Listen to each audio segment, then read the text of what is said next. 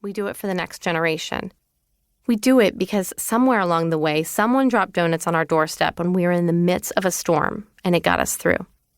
And what a privilege it is, what an absolute honor to reach out to another soul and help them through. Amy Weatherly, co-author of the national bestseller, I'll Be There, But I'll Be Wearing Sweatpants.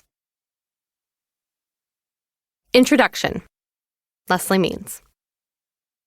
When I was a girl, my dad read bedtime stories to my sister and me. The books varied over the years, but one thing was constant.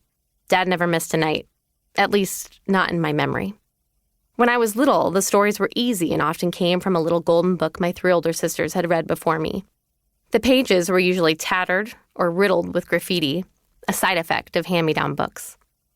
Eventually, Dad started reading longer, more complicated titles, and then my sister and I started reading to him. He fell asleep sometimes, which always made us laugh. One night, his poker buddies arrived early, before Dad had a chance to read to us. I don't know if they started without him or if they just waited patiently in our kitchen. Snacks probably helped the wait. But I do know it didn't bother my dad.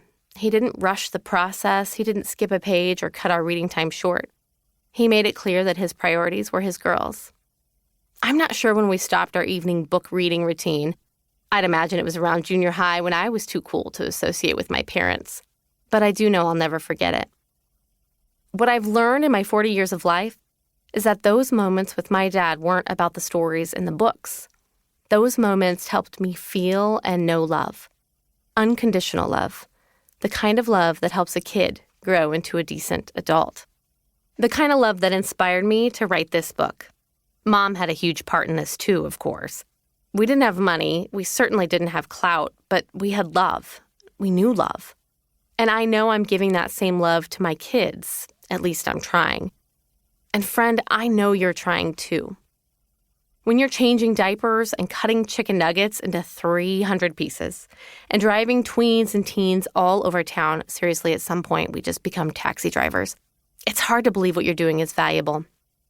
You might start listening to that lie that makes you wonder if you're worthy of this gig. The lie tells you you're doing it wrong. You're messing up your kids.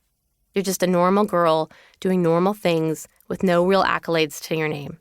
The lie makes you wonder if this is all there is. I know because I believe that lie too. But at night when the house is dark and the kids are in bed and the cat is asleep and my husband, Kyle, is snoring beside me, how does that man fall asleep in 30 seconds when it takes me an hour? I hear God's whispers. You are so loved. What you're doing is important. Your story is extraordinary. Extraordinary? Really, God? I'm just an average girl in middle America. I once placed a clothespin on my nose, hoping it would make it smaller, and I nearly failed 10th grade math. Trust me, I'm not that great. God and I have interesting conversations. But then I imagine him giving me a look, the look Mom and Dad gave me when they didn't like what I was doing, the same look I now give my kids, the you know better than that look. And somewhere along the way, I realize I'm supposed to let you know that you know better too, friend. It's why I started the website Her View from Home more than a decade ago. I had no money or business experience, but I had God's whispers and a fire in my soul. I knew the world needed a place where women could tell their extraordinary stories. Today, thousands of writers and millions of views later, Her View from Home is a community where women across the globe write about motherhood, marriage, relationships, grief, and faith with breathtaking vulnerability. Now those writers are sharing their stories with you in this collection of real, honest, heartfelt stories. I pray you'll find comfort, laughter, peace, friendship, love, faith, and community in these words and the stories flowing from these hearts. Maybe you'll even find your own story.